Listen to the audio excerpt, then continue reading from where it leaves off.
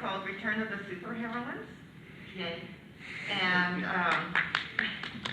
thank you, because we're all heroes anyway. But my name is Dr. Wanda Kircher, and I am very pleased to be your moderator today. And starting on my right, I'm going to have our panelists go ahead and introduce themselves. Lost my head. I think it's attached somewhere. All right. I am Valerie Frankel. I am the author of several books about Wonder Woman, several books about all superheroines. I wrote Superheroines and the Epic Journey, looking at how the heroine's journey works for them. So lots and lots of superheroine analysis. And I'm happy to talk about more. By the way, a bunch of us have an artist alley table right by the autographing. And if you catch us right after the panel, we will do our fire sale. I'm Dave Strom, and I created a superhero who started out writing comic books. Then superpowers come into the world. She becomes the Superman of her world, and now she feels like she's living in comic books. So I've been writing her for a while. I've published this book here, and I've had several short stories published locally. I also read these stories at open mics. People tell me they like my voice, and voicing villains is especially fun. So that's my story. Hi, my name is Sumiko Saulson. I'm the author of 100 Black Women in Horror, so a lot of people know me from that. It's a nonfiction book, but this is my comic book, Mouse Cavelli. So Mouse Cavelli is about a family of anthropomorphic intelligent lab rats. They escaped from the lab. But of course, having been in the lab, they now have superpowers. Mouse Cavelli is a leader because she has a super brain, and there are other superheroic mice in the family, such as Count Slackula. They were originally testing some type of product to make it so that he could regrow hair on his very bald head. You can see him. He's got two little tiny hair things left because it didn't really actually regrow hair very well. But what it did was help him to come back from the dead with the help of his son, Death Angel, a mouse necromancer who inherited necromancy skills from his father. To bloodline. So yeah, there you go. Mice. Hi everyone, my name is Matt Diamond. I am a contributor to some of Valerie's books over there. I'm also an educator from West Valley Community College, and I have consumed a lot of comic book media, shows, TV shows, strips, so I've got a lot to say about this topic too. Thank you all very much. The title or I should say the topic of our panel is the return of the superheroine. And actually, personally, I don't think they ever left. But now we are seeing them in a different light. So, starting with Valerie, when do you think this transition took place from women or superheroines being put in they're in the background, so to speak, but all of a sudden they're now in the foreground. So starting with you, where do you think this shift began to take place? We've had a lot of milestones, a lot of really significant, this movie, this comic, this moment that Captain Marvel put on an Air Force uniform instead of her bathing suit. So many moments. The one I'm going to shout out to is the Hunger Games movie, because that told everybody that we could have a competent, fully dressed heroine as the central character, the central figure everybody identifies with, and we could go down the list. She doesn't get objectified, she doesn't have to be rescued, down the list, and there were so many movies that you can take one look at and go, it's coasting off Hunger Games stuff.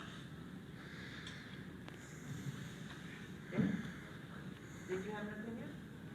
I was going to say that I started this book quite some time ago before some of the superheroes are coming to the fore, so I feel like the world is sort of catching up maybe. I keep thinking of Squirrel Girl, actually, that wonderful run, and it's not all punch in the face. You know, she's very tough, but she also uses her brains and uses some empathy to solve problems. And the first villain she goes up against, in fact, the first big one is Galactus of all villains, and she does the job. She saves the Earth. Sumiko? Yeah, first of all, I have to agree with they're coming back thing because, you know, when I was a kid, way back in ancient times, you know, Strom was badass in the comics. Okay, what I'm saying? Strom was badass. But then, you know, when the X-Men movies came out, it was just all these guys floor showing all the time.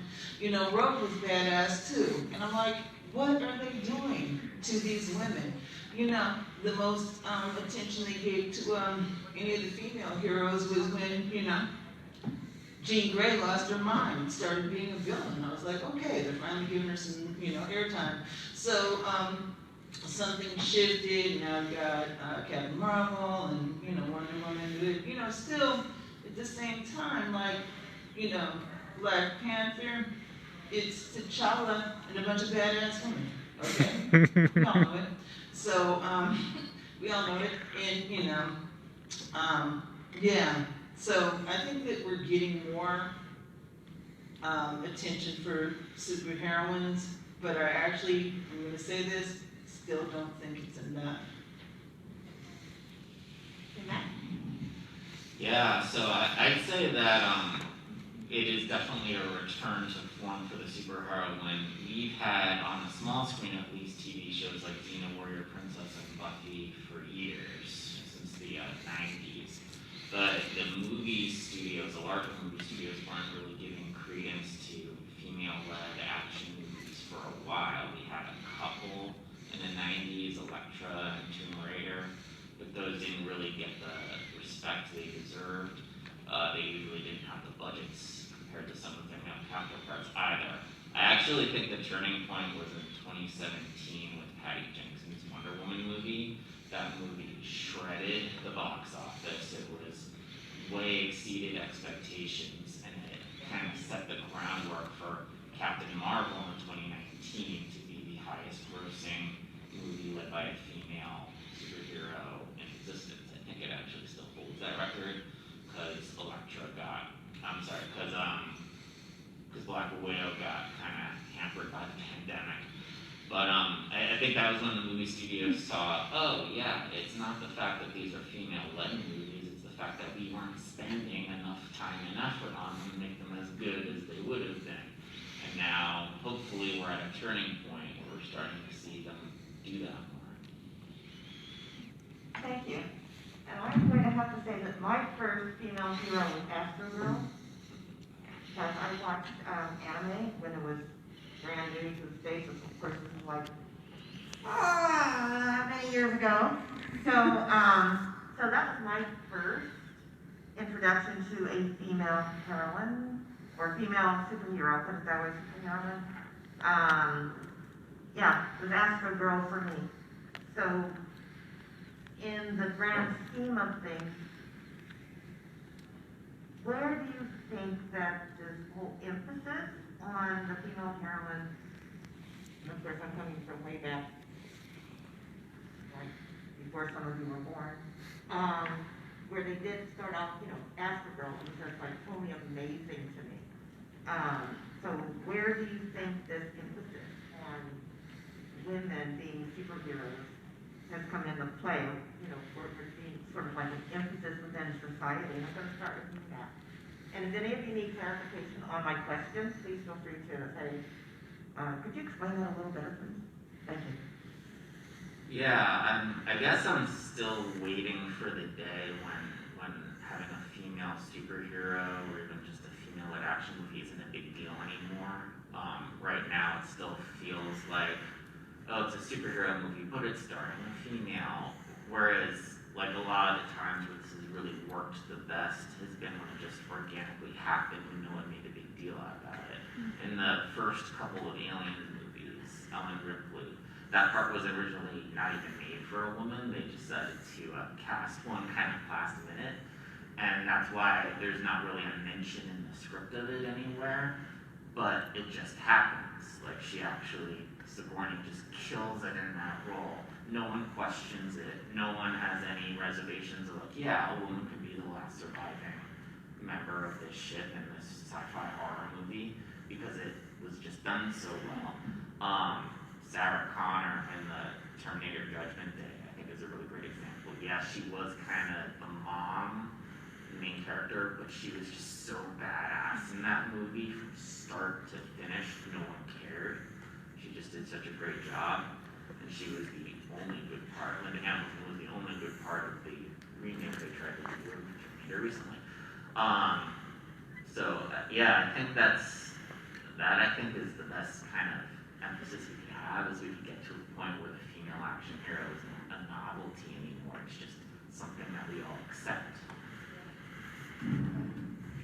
Go ahead, Sumiko. Oh yeah, I was gonna say that I actually think that the first female superheroes or heroes were not that super, but in a way they were the last girl. So I'm a horror writer, right? Know all about the last girl. So Jamie Lee Curtis in Halloween is an excellent example of this. It starts out with this, and it actually was really a turnaround in terms of the horror film, because instead of just being this really helpless last girl who gets saved by by some really big strong man, her character ends up becoming, it's the one who has more and more agency. So after a while, she's kind of kicking Michael Myers' butt, and she gets tougher and tougher. So then, like you said, we had Alien and stuff like that, but I think that after that, we kind of start to get these characters that had more power, more agency, and we're not just getting rescued all the time. There's probably some other things. Oh, right, and also I want to say another thing. Linda Carter, let's not forget about that OG Wonder Woman that I used to like to say, little girl, and Bionic Woman, and a whole bunch of other stuff that happened back in the 70s. Yeah. I think some stuff probably happened that I can't remember, but I remember that stuff. Okay. I keep thinking back to when I was watching cartoons when I was a kid, and so many of the women on the kind of superhero teams, like the Herculoids or whatever, and the woman was just rescued by the guy. But I noticed how strong Wilma Flintstone was. She was the brains, the smartest one, and still loved Fred, but there's a time when he was running from a dinosaur, and it comes up against Wilma, and she just punches it in the nose and says, "Beat it, Buster," and that was it. But then for the longest time, for me, it seemed I didn't really see a lot of strong female characters. I noticed they didn't always treat Wonder Woman as strong as she was. I mean, she's a warrior, and wasn't always treated that way in the comics. And then more recently, there's this wonderful character, Sandy Cheeks on SpongeBob SquarePants. God, I love that character. Right. Toughest toughest one in Bikini Bottom. We're finally getting some superhero movies. Maybe we'll actually start representing half the population of the planet or so. I'm going to talk about a different era, because lots of people think that strong superheroines started in the 70s, and there was a massive boom then. But some of the strongest superheroines are from the 40s, and there were some surprisingly diverse ones. When you actually look at what was coming out, there's a half Inuit one from Canada who's out there kicking butt. There's Senorita Rio who's spying across the border. There was a multicultural team out fighting in World War II.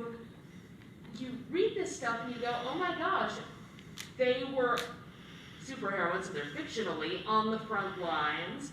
They had all the powers. Some of them were science superheroines. Wonder Woman is doing inventions. She invented the invisible plane and the purple ray and so on and so forth. You really got some astounding stuff.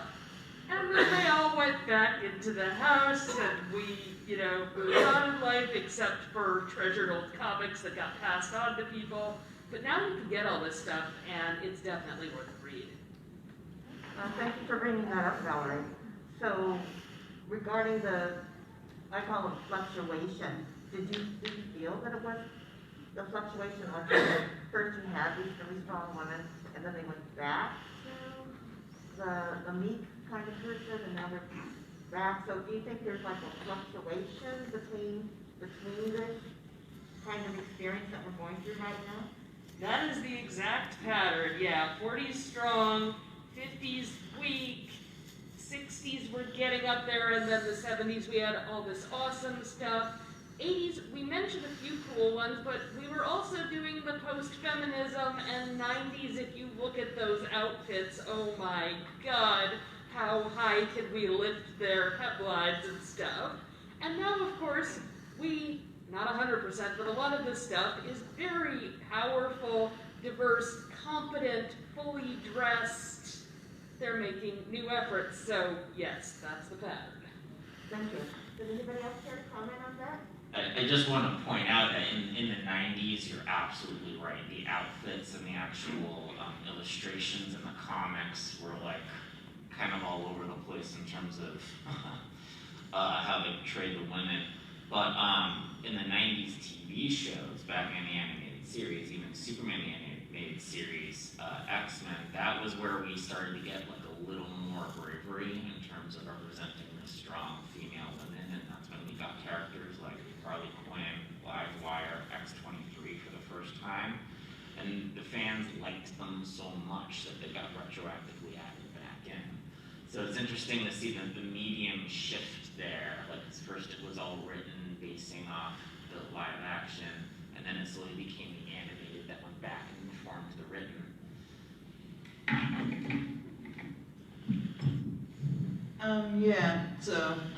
I have a few things to say about it, so one thing I'm going to say is that in the 70s they also had like Foxy Brown and a bunch of different types of heroines like that, that were not people who had, superpowers, but were very active, and I think we mentioned the science things. As far as the fluctuations go, there definitely is this fluctuation that you can it's very, very, very, very clear, the pattern. So in the 80s, what I noticed is that they had the only women that could actually be powerful without being sexualized were a bunch of teenagers. And that was actually when they had Strom actually become a teenager, and they had a bunch of teenage X-Men who were really,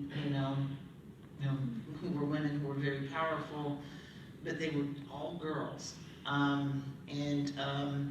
Again, in the 90s, Buffy, the movie, started out with it being really this kind of very feminist sort of thing where she was a lot of kickback against, being like kind of a shallow girl and, taking on this role and being really powerful. But then when, you get to the TV series, they start making her someone who has all these really, really negative, bad relationships with men and blah, blah, blah, blah, blah, blah, blah. So, it's kind of like one step forward and one step back. That you'll, and even with really, with Wonder Woman that we have now, Wonder Woman 1984, really has to do with this pattern. She starts out, she's kicking ass, she's really powerful, she can do it, she doesn't need a man. But wait, she does need a man. She needs a man so bad, she's willing to do all these things that are really kind of almost villainous. So, yeah.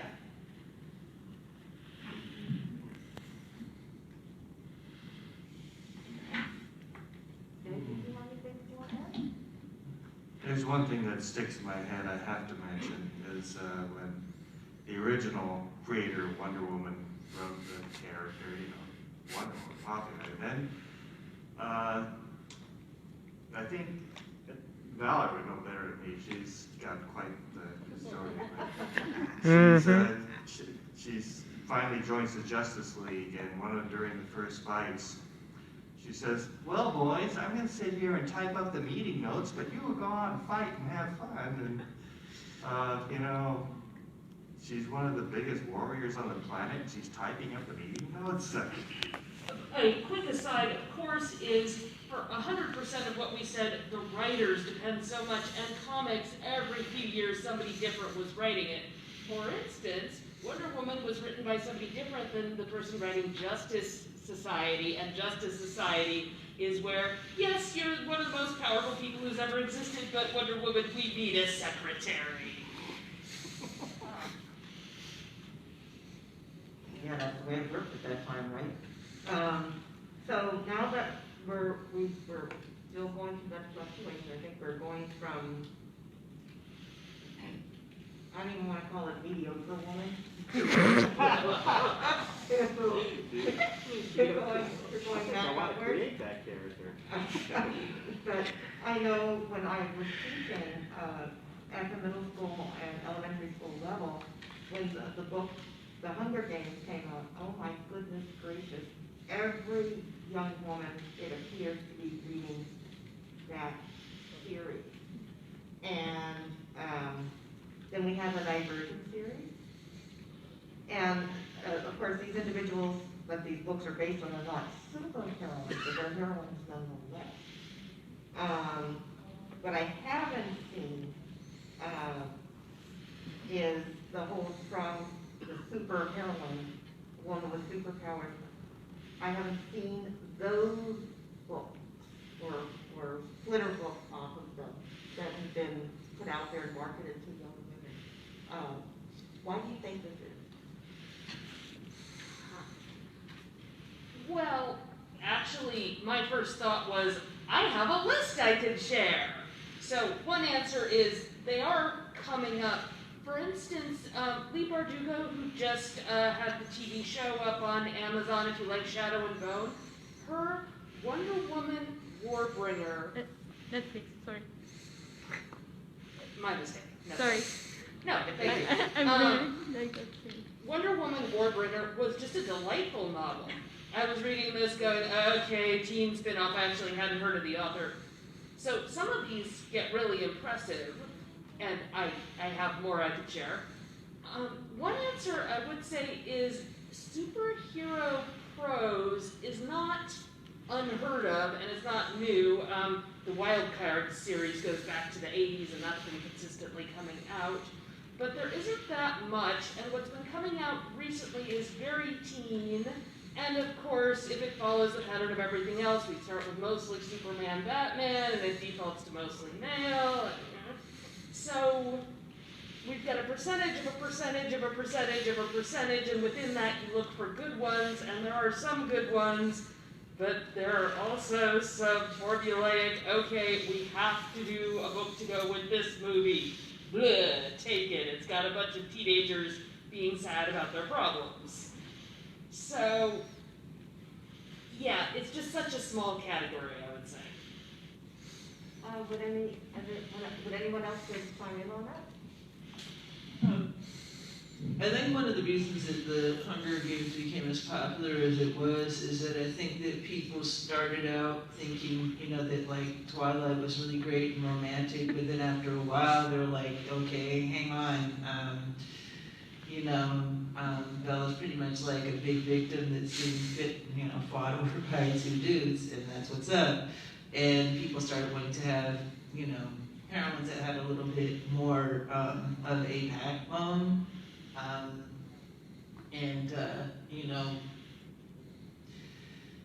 So that is probably part of why there is this fluctuation, really, because I think that, when the characters start to be weakened, you have not only, young women that are looking at the comics, but also people have parents. And people's parents start looking at this and going, wait a minute, is this really the value, system that we want to bestow upon our children? And then there's a clapback, and then you start to see characters with more power.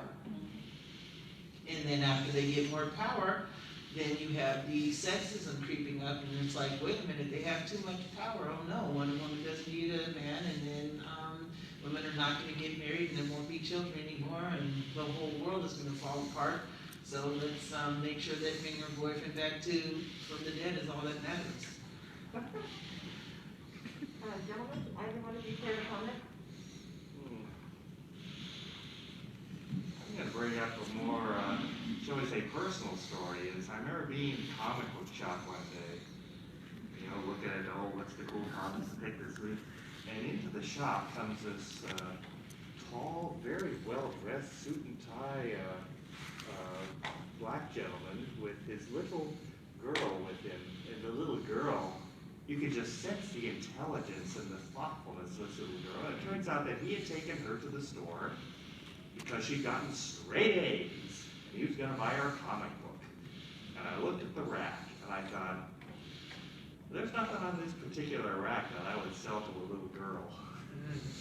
That's why I created my kitty girl character in my book. Little 8-year-old girl with powers. I can write for little kids, for adults, but I don't write for teens because I didn't understand teens when I was a teenager. Yeah, I'm right there with him.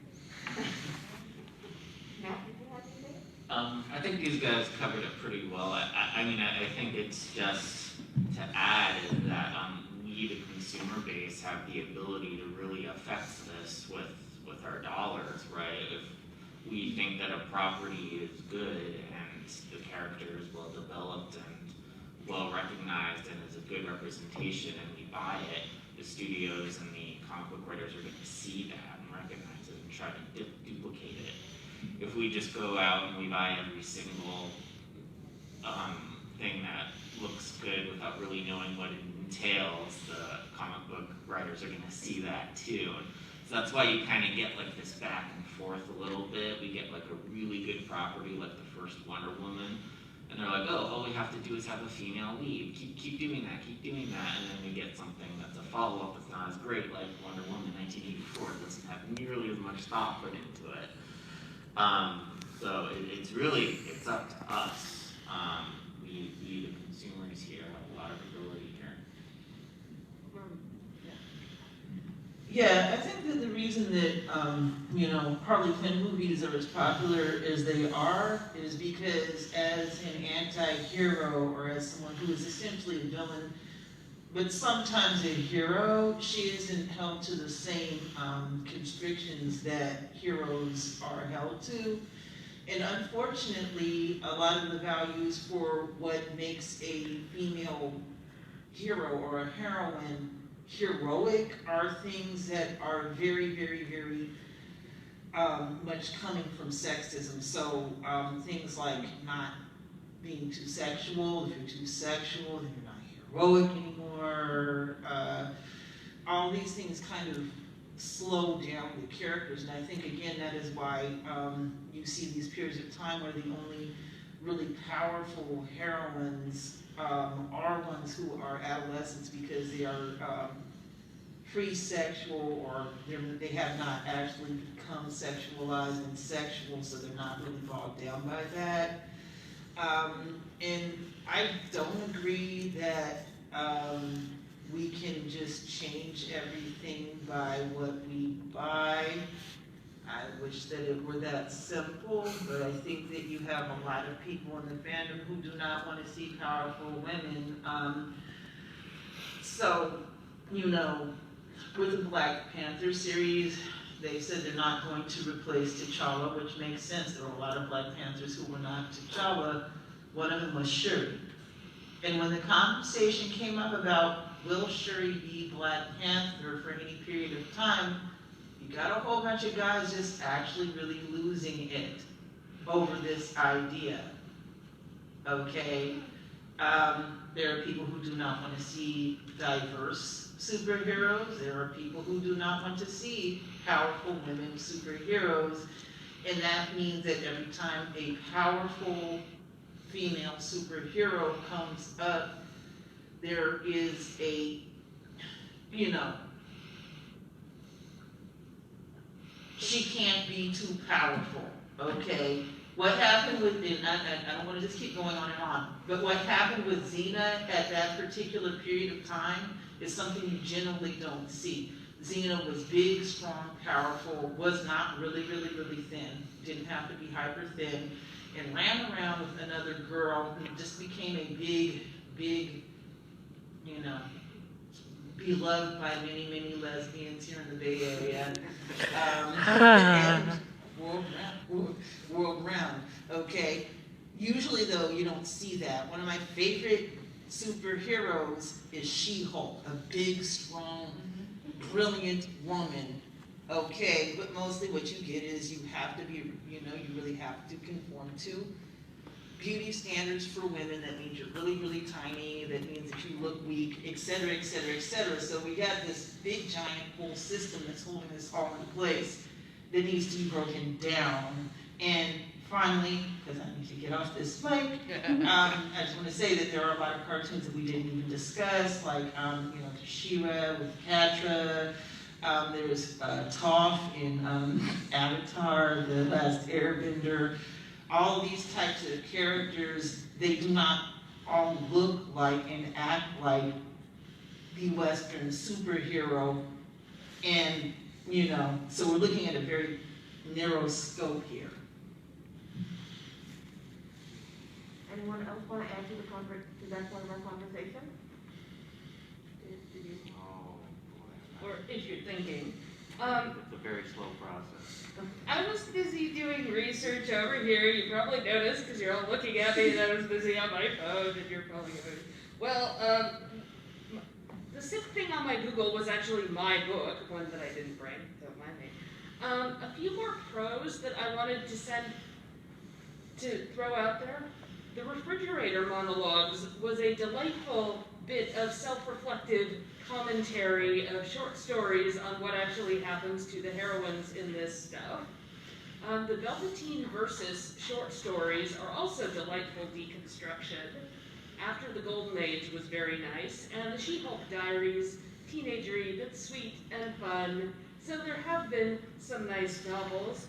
This is a little outside our scope, but as a fantasy reader, I've read the girl power big fantasy novels like Mercedes Lackey, where they're competent and self-rescuing all my life, but movies, TV, things where we want them to shell out real money, and could we have central females, not just, well, the X-Men has 2 women on it, isn't that good enough? Yeah, we need to go further. Something I would like to quickly mention is you had brought up the business about that, you know, Black Panther in movies, and haven't we had a female Black Panther in the comics, and somehow these fanboys pretend they don't notice? I got the unfan. Yeah, exactly. We had a female Thor. Yes. Okay, right. All this happens in the comics, but whenever you do it in the movie, you're gonna have a zillion fanboys just like wigging out and acting like that comic didn't happen. I don't think when it the Hunger deserves Games it. movie first came Yeah. out, there were a bunch of people that were mad that Rue was black when she was in fact canonically black in the books. They Right, just yeah, hadn't read it. Like, yeah, you always get people who object just because they don't want diversity. But I mean that they're not winning. I don't feel like we're getting a Kamala Khan TV show. Like that's huge.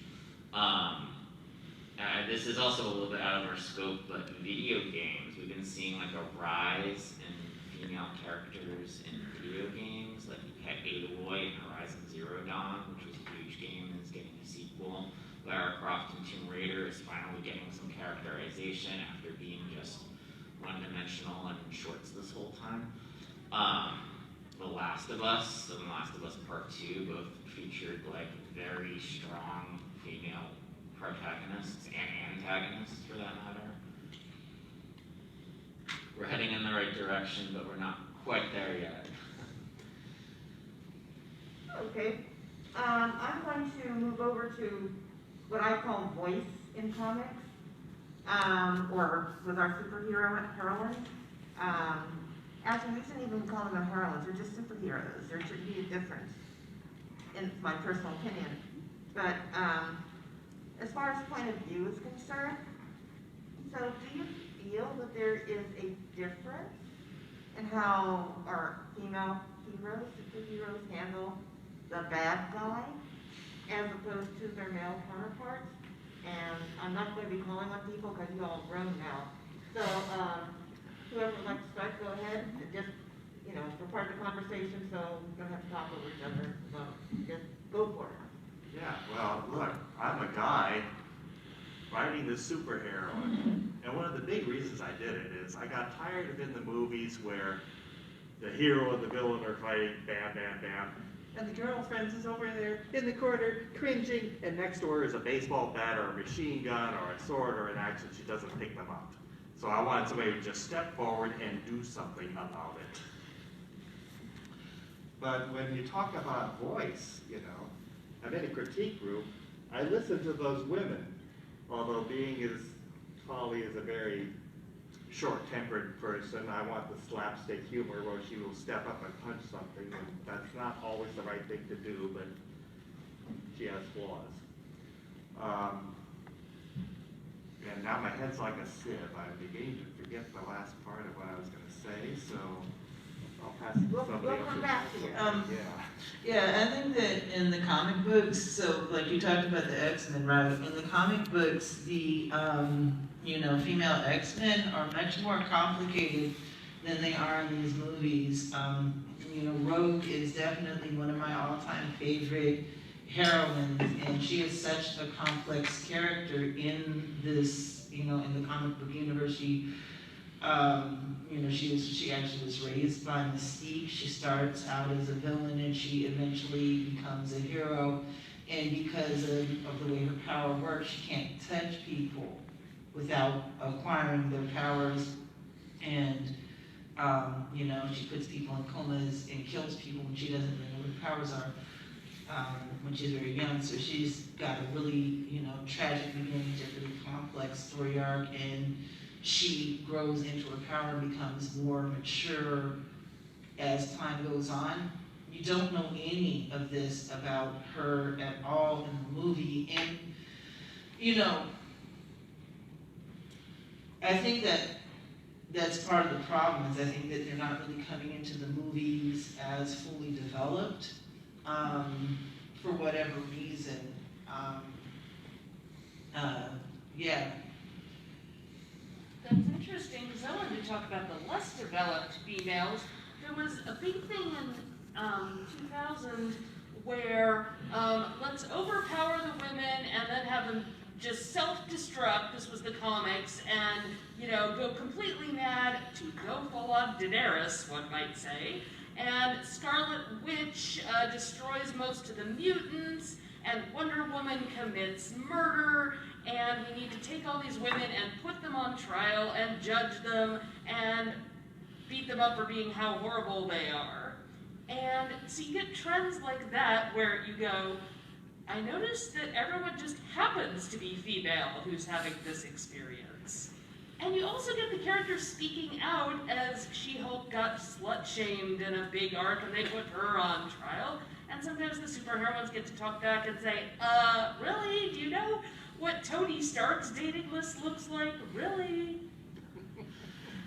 Yeah, and earlier you mentioned refrigerator girls, and you know, Harley Quinn was the first refrigerator girl, because, you know, in one universe, the Joker killed her very brutally and put her body in a refrigerator. And over time after that, the fan reaction was to make her become more heroic and to separate herself from him and to become involved with Poison Ivy, so that's canon now. Which is kind of cool. It would be kind of cool if the queer characters weren't always the villains, though. Yeah, it's an interesting question because, like, we always come back to, like, how would male or female superheroes handle this differently? Well, I think the answer is we shouldn't be looking at just male or female traits. We should be looking at the character as a whole, right? How would this particular person handle the situation? And being that they're hopefully well written, well developed, and thought out, we would know how they would react and it would make sense to them. Someone mentioned Avatar: The Last Airbender here, and the follow up Legend of Korra, right? Korra and Aang, both avatars, very, very different people. And I remember, like right off the bat, we learned that Korra is like a lot more combative, a lot more confident. She learns all the elements a lot more quickly than Aang did, and Aang's a little more introspective. I remember in season 2 is she tries to open a portal to the spirit world, and her first impulse is to go avatar state and start punching it. And people were making the joke, yeah, of course, that's how Korra handles it. She punches it. And it had nothing to do with the fact that she was a woman. It had to do with the fact that that's what we knew about Korra up to that point, and we know that Aang would react completely differently.